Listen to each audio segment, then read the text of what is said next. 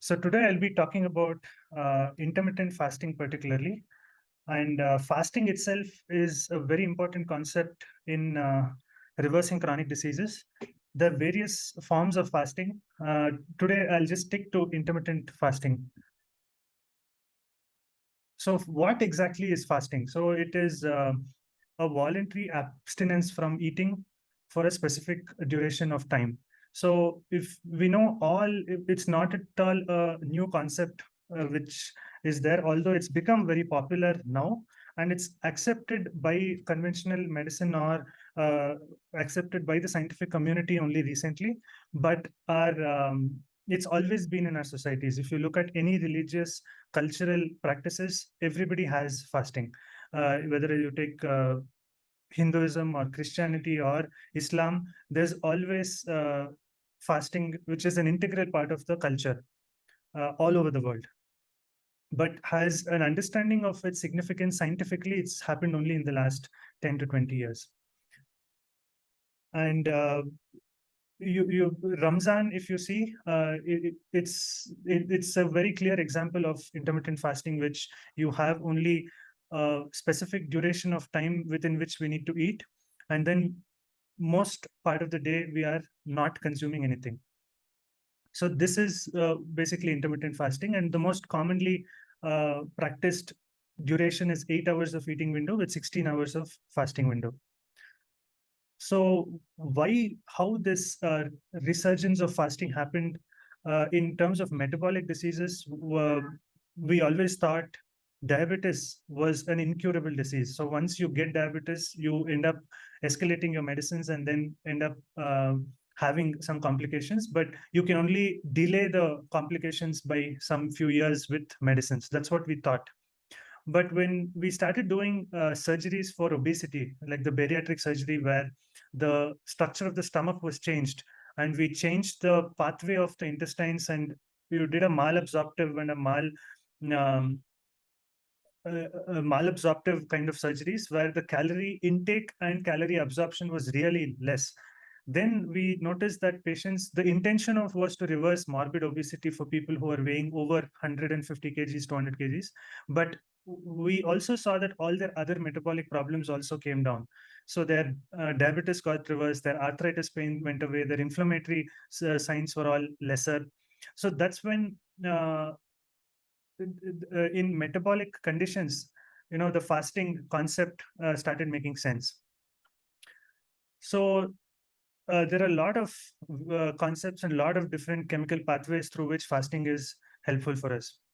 So when we eat, we all our organs and the digestive system and our metabolism is all active. So the entire world or entire universe, you can say, works at a circadian rhythm, or a certain rhythm is there. You have daytime, nighttime, you have you sleep for 8 hours, you are active for 16 hours. So everything in nature has a rhythm, and the same applies to our metabolism also. There is some duration of which we can feast, and there is some duration at which we need to give rest to our digestion and to our metabolism. So that is how we failed to understand this till now, and we thought we need to keep eating to stay healthy or to have energy. If even when I was studying medicine, the thought of fasting didn't make sense at all scientifically, and we thought it's such an unscientific, pseudoscience concept where it's all the religious people are following it, and it's all pseudoscience is what we thought, because we only thought calorie in and feeding the body is the only way we give energy to the body. But we forgot about the autophagy which happens in our cells, where the cells require some time off so that it can clean up the system. The digestive system requires a period of rest, and our metabolism requires a period of rest. So the metabolic switch happens when we fast. So when we are so used to using carbohydrates for energy, when we don't take calories in, we start using fats for energy. We start emptying the glycogen storage in the liver. And then to use fat for energy, we need to convert it into ketones. And ketones are great anti-inflammatory molecules. So that's when it also triggers the autophagy process, where the cell starts cleaning up itself. So now I'll tell you about the benefits of fasting, and then I can take in questions if you have about fasting. So the most important aspect is the detoxification. So when so basically, like I said, our body is so used to using carbohydrate for energy. So when we have enough carbohydrates and excess of carbohydrates, we convert it into fat or we convert it to glycogen, and this is stored in our liver and in the various organs in the abdomen. So when you're fasting, this excess glycogen and fat in the organs gets converted to energy, and the fat deposition in the organs and cells starts reducing. So autophagy is a mechanism. Recently, a scientist was given Nobel Prize for his discovery on autophagy. So autophagy is a concept where our own cells have certain organelles inside the cells which eat up the dead tissue or eat up any debris in the cell. And there are certain cells which have only the property of cleaning our body. So those cells become active when there is less carbohydrates available and we are at a state of rest. So the same concept is works great for cancer also. We've seen a lot of research now that autophagy works. Incorporating intermittent fasting for cancer patients, uh, they see much better response for chemotherapy, radiation, and even in palliative care, they do much better patients who fast. And even when we have certain infections, our natural medical systems always say that we need to eat as little as possible and drink enough water when we have infections, especially viral infections, because our natural killer cells, our leukocytes, our white blood cells will take care of cleaning up the body. We just have to give it some time and make it more efficient. So carbohydrates actually make it them less efficient and make our circulation also less sluggish.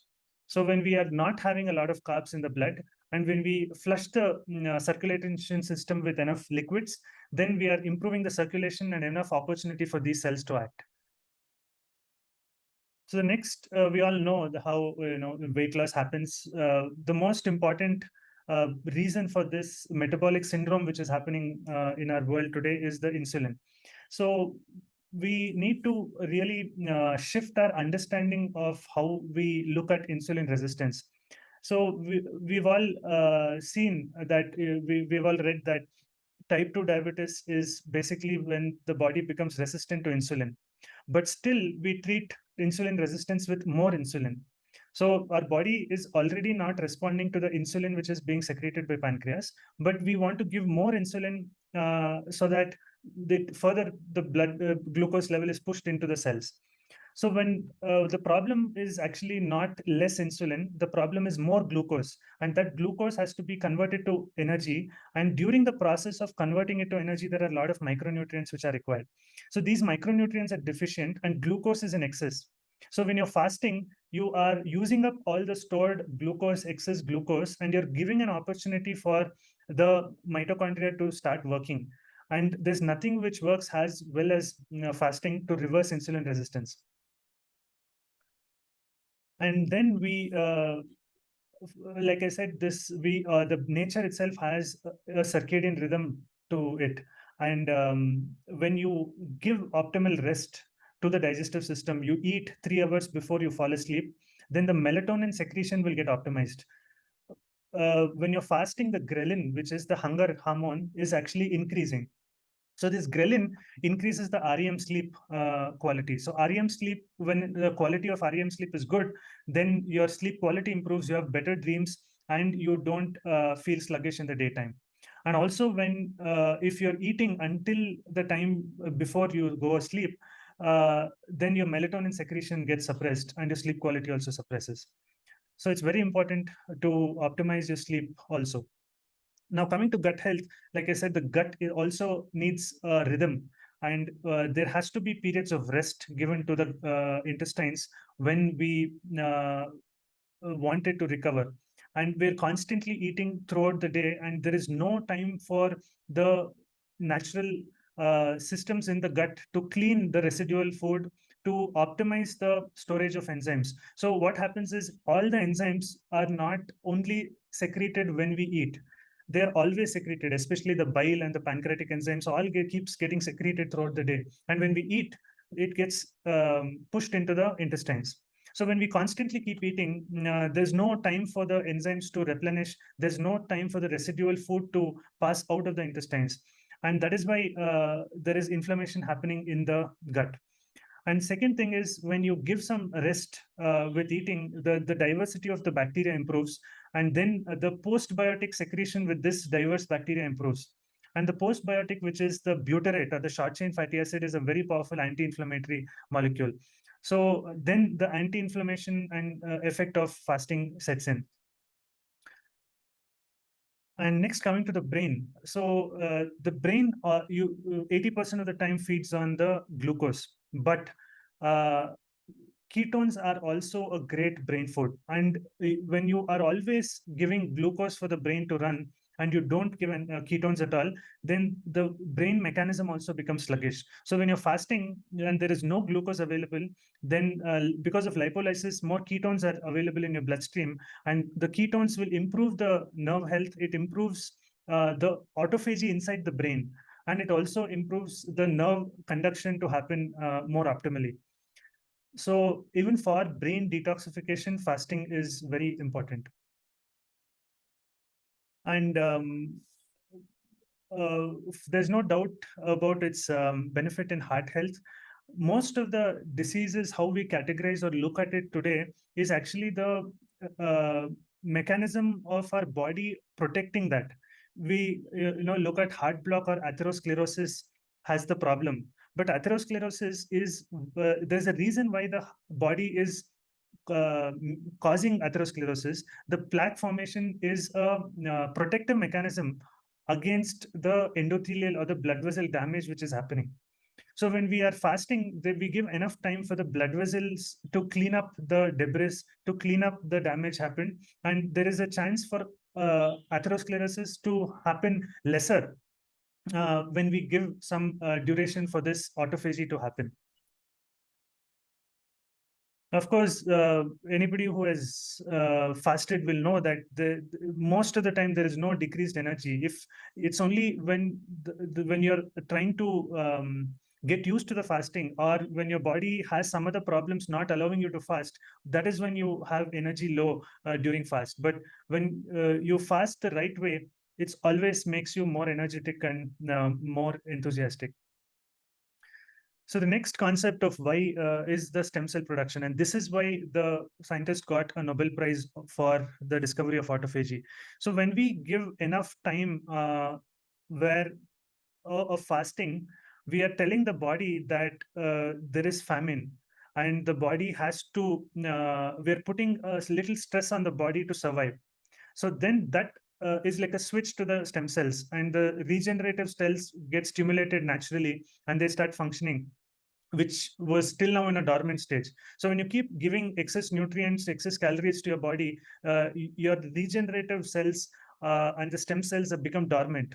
Only when there is a problem or inflammation, these cells get stimulated. So by fasting, you are carefully giving mild inflammation to the body by saying that, okay, there is famine happening, and then your regenerative cells get triggered. So this is how a lot of diseases can be prevented. Today's diseases of cardiometabolic and GI problems and autoimmune diseases can be prevented. But this talk is only to give you, make you understand the importance of fasting. But I cannot generally recommend fasting for everybody, because there are many subtler things which has to be personalized to fasting, and everybody cannot fast immediately. It depends on the condition, it depends on the age and the height and the weight, it depends on what gender you are, it depends on what medications you're taking for your problems. All these things have to be looked at before you start fasting. And fasting should always be accompanied with other things like eating nutritious diet and having regular physical activity. You can't eat junk the entire week and say you will fast one day. Of course, it's definitely better than not fasting at all. But still, if you really want to harness the autophagy effect of fasting and the healing effect of fasting, you need to do it the right way. So the various forms of fasting is we can start with a time restricted eating where you eat only for 8 hours or 10 hours and the remaining part of the day you're fasting. And then we can progress to 24 hours day fasting. And for more severe metabolic syndrome, severe diabetes patients, we also have done under supervision, we have done 3 day and 5 day fasting. So that really has a major impact on bringing their medications down. So another important thing we need to remember is you can't overdo fasting. So one of the major marker of health is our muscle health. So when you overdo fasting, you will end up having muscle loss, and muscle loss can add to your uh, more inflammation, more uh, free radical damage, and poor health on the long run. So it's very important to remember that and do it carefully based on your condition. So that is why, based on your condition, we need to sit on a one-on-one call and then make a plan. So another important thing about improving the quality of fasting is to eat mindfully. And eating mindfully, like I've always told in the previous videos also, that it engages all your senses, it stimulates your parasympathetic nervous system, and it reduces your sympathetic nervous system. So then your digestive system also is functioning at its best, and you also enjoy what you're eating. And so you have to remember that it's not a general advice for everybody. It has to be tailored and monitored according to your needs. Based on your condition, if it is metabolic syndrome, we can carefully reduce the medications and go to a more prolonged fast. If it's other diseases where prolonged fasts are not required, like autoimmune diseases where you already don't have enough muscle mass, prolonged fasting should not be done. And also, it's very important to look at the medications which you're taking. Many of the medicines cannot be taken in a fasted state. Even some of the nutrients, nutritional supplements cannot be taken while fasting. And another important thing which we need to follow is we cannot follow prolonged fast for extended period of time. That can also cause weight loss. So intermittent fasting, weekly 1 day of juice fasting or 24 hours fasting for weekly once, is something which can be made into our lifestyle for a prolonged duration. But anything beyond that has to be tailored for your problem and your condition. And if you're not able to fast, that means there is some things we need to work on. So most common things I've noticed that people are not able to fast, that their body is used to dopamine stimulating foods like the gluten in wheat, simple sugars, and processed food. All of them are produce or stimulate some hormones which create craving, which create dependency. And that is when we start craving, and when you crave for them, you can't stay without having food. So we need to gradually shift to a healthy diet, remove these trigger foods, remove these inflammatory foods. Then our body will naturally be able to fast. And the second most common reason I've seen people not being able to fast is because their stomach, upper gastrointestinal system, is having some issue. It can be less stomach acid, it can be gastritis, or it can be their stomach lining is poor and inflamed. The protective layer in the stomach is not performing well. So all these problems can make you not be able to fast. Even gallbladder issues will not let you fast, because when you have a gallstones, when you're having food, the stone will block the bile from getting into the intestine. So the residual bile keeps coming out of the bile duct when you're fasted. So that creates gastritis and it won't let you fast. So we need to really look at the reason of why you're not able to fast, because as humans, if you look at the evolution, we've always been able to fast, and we're never, it's only in the last 100, 200 years that we're eating so often. Otherwise, our entire evolutionary history, we have hardly eaten 2 meals a day, and our body is definitely capable of fasting.